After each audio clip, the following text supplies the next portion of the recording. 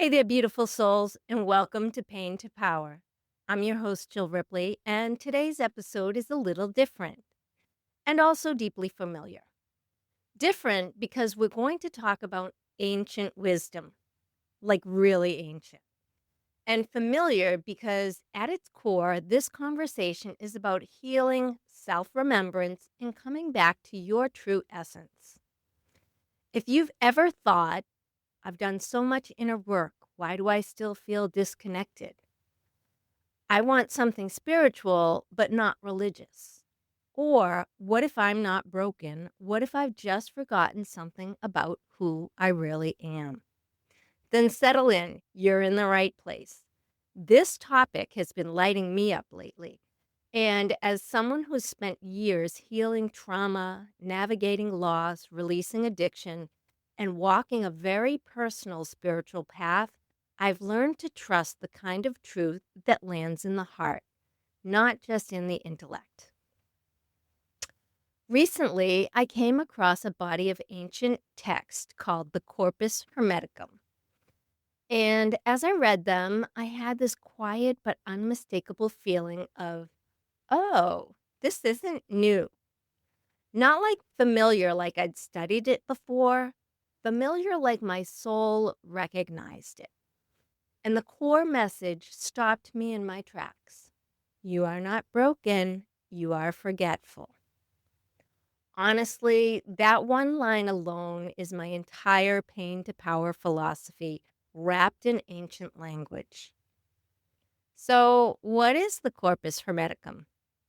No history lecture, I promise. At the simplest level, the Corpus Hermeticum is a collection of spiritual and philosophical teachings written roughly between 100 and 300 CE, the early centuries of the Common Era.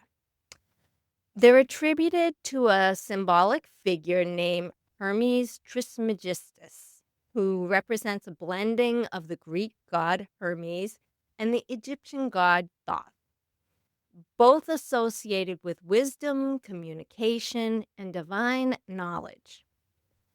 But here's what matters and what really doesn't. What doesn't matter is whether Hermes was a real person, the exact timeline, or memorizing any of this for spiritual trivia night.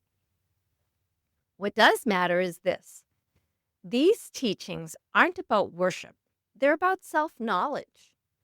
Not knowledge you accumulate, knowledge you remember. One of the core ideas in Hermetic philosophy is surprisingly simple and honestly kind of relieving. Hermeticism teaches that being human is a both and experience. You are both fully human with a body, emotions, instincts, fears, flaws, and very real bad days, and connected to something greater: divine intelligence, source energy, higher consciousness. Call it what feels true to you. This isn't saying you're supposed to float around in a robe dispensing ancient wisdom all day. You still have bills, you still get annoyed in traffic, you still occasionally wonder why you walked into a room and forgot why you're there. But underneath all of that, something remains intact. A helpful way to think about this is like the ocean and a wave. A wave can crash, a wave can get choppy, a wave can feel like it's breaking apart entirely, but it never stops being the ocean. Hermeticism says you are the wave, living a very real, very human experience. But you are never separate from the ocean itself. You don't have to earn that connection. You don't lose it. You don't damage it. When difficult experiences happen, especially over time, we start living only at the surface level. We identify solely as the wave, the pain, the coping, the reactions, the survival pattern. Trauma doesn't erase our deeper nature, though. It only distracts us from it. Shame doesn't destroy our wholeness. It convinces us that we never had it. Addiction isn't weakness. It's often a desperate attempt to feel relief or safety. People pleasing isn't a character flaw. It's protection that stayed long after the danger had passed. From a Hermetic perspective, none of this means you lost your divinity.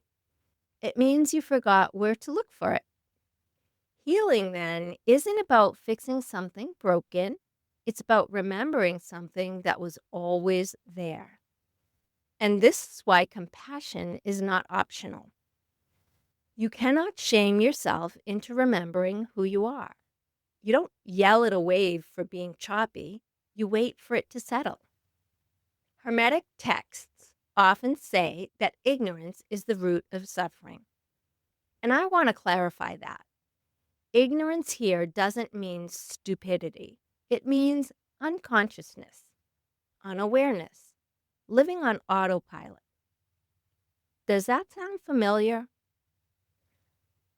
From a trauma-informed lens, so many of our behaviors, overworking, numbing, controlling, avoiding, are not failures.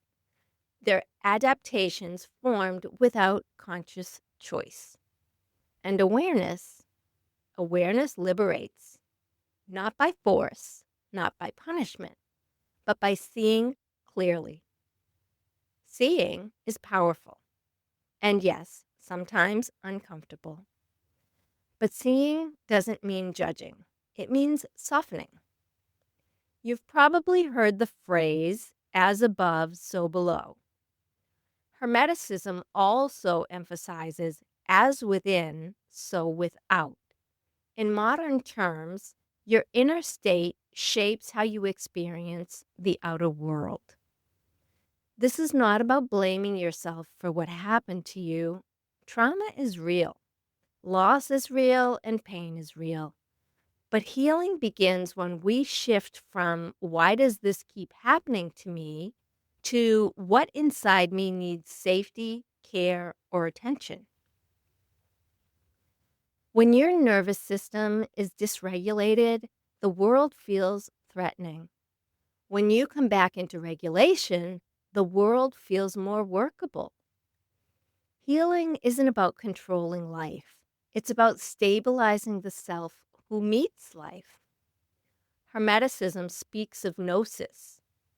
That's direct knowing. Not intellectual knowledge, not spiritual performance, but embodied truth. It's instinctual. And this fits trauma healing so perfectly. You can read every book, listen to every podcast, journal until your hand cramps, but healing happens when the body feels safe enough to receive truth. That's why talking isn't always enough. That's why forcing positive thinking sometimes backfires. That's why rest, gentleness, and nervous system care are radical acts of healing, self-love, and self-compassion. You don't need more information. You need integration. Hermetic wisdom says you have forgotten who you truly are.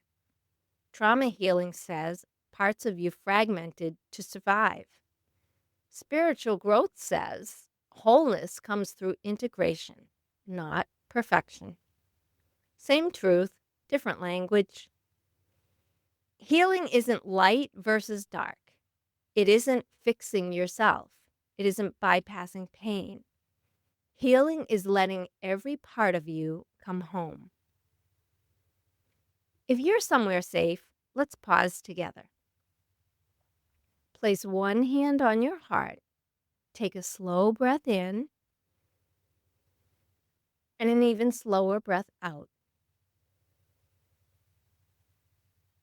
Gently ask yourself, what part of me has been asking to be seen? Not fixing, not forcing, just noticing. And then ask, what truth about myself am I ready to remember. Sit with that. Even if nothing comes, even if emotion rises, that's awareness, and awareness heals. And if I were you, I would return to this practice often and see what comes up for you. Eventually, the deep inner knowing will arise for you. I'll leave you with this. You are not late. You are not behind. And you are not broken. You are remembering slowly, gently, in your own time. And every time you choose compassion over criticism, every time you pause instead of push, every time you listen inward, you are doing sacred work. Thank you so much for spending this time with me today. I know these conversations aren't always light, but they are honest and they matter. If something in this episode stirred recognition, reflection, or relief, I invite you to sit with that. You don't have to rush to understand it or do anything with it right away. Awareness unfolds in its own time.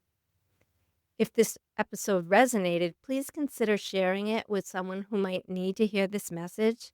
These teachings are meant to be passed hand to hand, heart to heart. And if you'd like to support the podcast, subscribing, rating, or leaving a review helps this work reach the people who are searching for it, often without knowing exactly what they're searching for. Until next time, be gentle with yourself. You're not broken, you're remembering.